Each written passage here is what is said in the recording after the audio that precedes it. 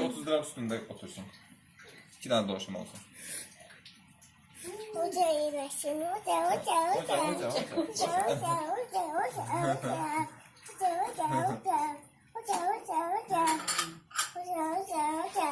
Korkma. Böyle bak canla doğuşan yere. Kulağlarına az vur bak. Göster az vur bak. Az vur bak ne yaptık bak. Bak o az vurur. Göster.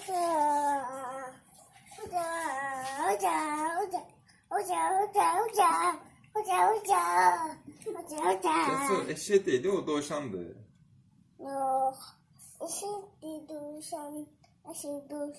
Nasıl doğuşan diyor sen gördün sadece yatırımcı. Nasıl doğuşan eşeği diyor. Bu ne çıkıyor? Nasıl?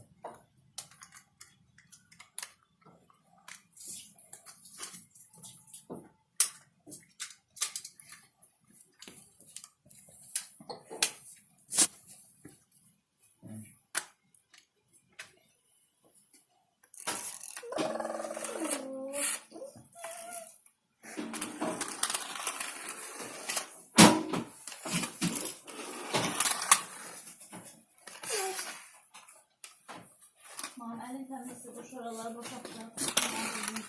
Kendisi de eserisi. Olan şiir de yok. Kollar sen de tobaya yığarım. El eleme Cesur. Çok kalın. Burada ayarlık sığmıyor.